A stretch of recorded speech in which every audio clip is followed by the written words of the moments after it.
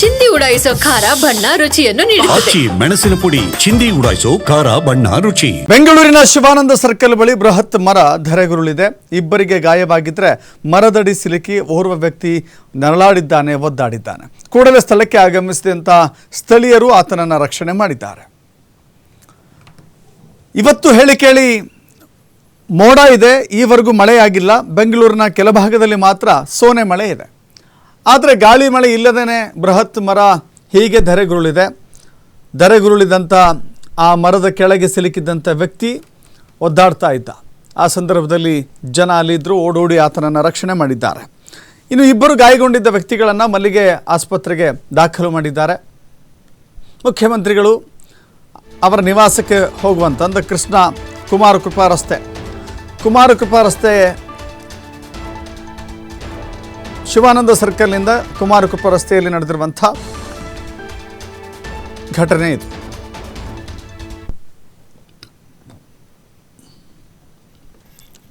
ನೋಡ್ತಾ ಇದ್ದೀರಿ, ಇಡೀ ಮರವೇ ಬುಡಮೇಲಾಗಿದೆ. ಕುಮಾರಕೃಪಾ ರಸ್ತೆ ಇದು, ಶಿವಾನಂದ ಸರ್ಕಲ್ ಬಳಿ ಇರುವಂಥ ಜಾಗ ಇದು. ಕೇಳಿ ಇಲ್ಲಿ ಅತ್ಯಧಿಕ ಸಂಖ್ಯೆಯಲ್ಲಿ ವಾಹನ ಸವಾರರಿದ್ದೇ ಇರ್ತಾರೆ. ಜನನಿಬಿಡ ಪ್ರದೇಶ, ಜನನಿಬಿಡ ರಸ್ತೆ ಇದು. ಮೆಜೆಸ್ಟಿಕ್ಕಿಗೆ ಸಂಪರ್ಕ ಕಲ್ಪಿಸುವಂಥ ರಸ್ತೆಯಾಗಿರೋದ್ರಿಂದ ಅನೇಕರು ಈ ರಸ್ತೆಯನ್ನೇ ಬಳಸಿ ಸಂಚಾರ ಮಾಡ್ತಾರೆ.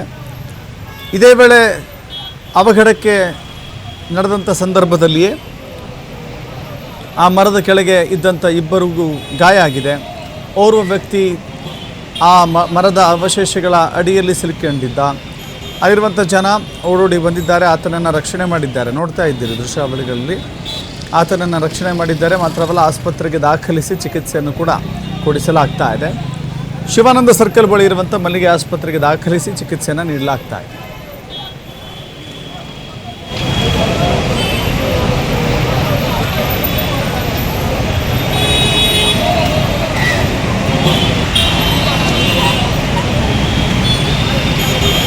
ಇದೇ ವಿಚಾರಕ್ಕೆ ಸಂಬಂಧಪಟ್ಟಂತೆ ನಮ್ಮ ಪ್ರತಿನಿಧಿ ಗಣೇಶ್ ಒಂದು ಪ್ರತ್ಯಕ್ಷ ವರದಿ ಕೊಟ್ಟಿದ್ದಾರೆ, ನೋಡೋಣ.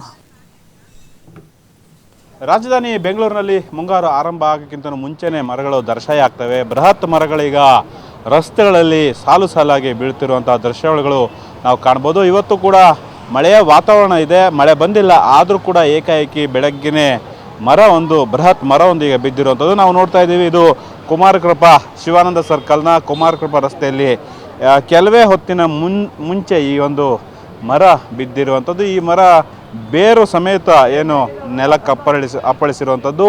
ಈ ಹಿನ್ನೆಲೆಯಲ್ಲಿ ಪಾದಚಾರಿಗಳಿಬ್ಬರಿಗೂ ಕೂಡ ಗಂಭೀರವಂಥ ಗಾಯ ಆಗಿದೆ. ಒಬ್ಬರಿಗೆ ಕೈ ಫ್ರ್ಯಾಕ್ಚರ್ ಆದರೆ ಇನ್ನೊಬ್ಬರಿಗೆ ಗಂಭೀರವಾಗಿ ಕಾಲು ಮುರಿತ ಆಗಿರುವಂಥದ್ದು. ಇದು ಈಗ ಅವರು ಖಾಸಗಿ ಆಸ್ಪತ್ರೆಯಲ್ಲಿ ಚಿಕಿತ್ಸೆಯನ್ನು ಕೂಡ ಪಡ್ಕೊಳ್ತಾ ಇದ್ದಾರೆ. ಇದು ಇಲ್ಲಿದ್ದಂಥವರು ಕೂಡ ಒಂದು ರೀತಿಯಲ್ಲಿ ಇದು ಅಚ್ಚರಿ ಹಾಗೂ ಆಶ್ಚರ್ಯಕ್ಕೂ ಕೂಡ ಕಾರಣ ಆಯಿತು. ಆಘಾತವನ್ನು ಉಂಟು ಮಾಡುವಂತಹ ಸನ್ನಿವೇಶ ಕೂಡ ಇಲ್ಲಿ ನಿರ್ಮಾಣ ಆಯಿತು. ಇದು ಹಲವು ವರ್ಷಗಳ ಬೃಹತ್ ಮರ ಆಗಿರುವಂಥದ್ದು.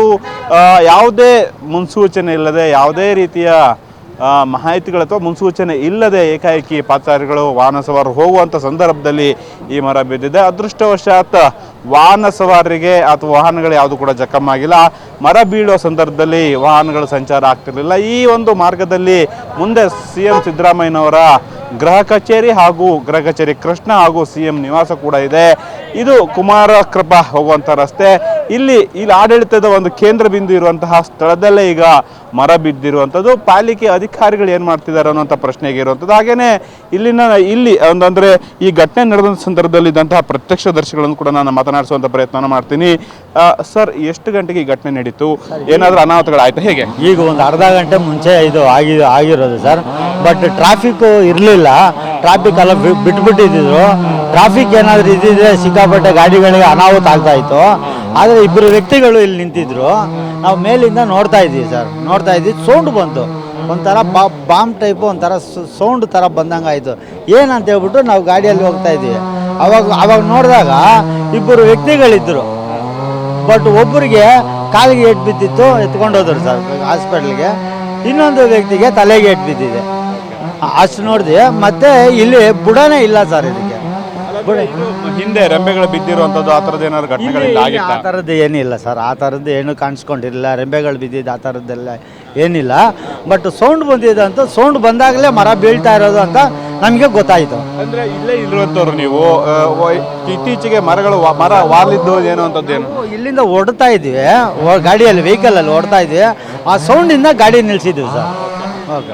ಒಟ್ಟಾರೆ ಇಲ್ಲಿನ ಪ್ರತ್ಯಕ್ಷದರ್ಶಿಗಳು ಕೂಡ ಹೇಳುವಂಥದ್ದು ಮುಖ್ಯವಾಗಿ ಇದೇ ರೀತಿಯಲ್ಲಿ ಮೊನ್ನೆ ಸುರಿದಂತಹ ಧಾರಾಕಾರ ಮಳೆಗೆ ಹಲವು ಮರಗಳು ಧರಾಶಾಯಿಯಾಗಿವೆ.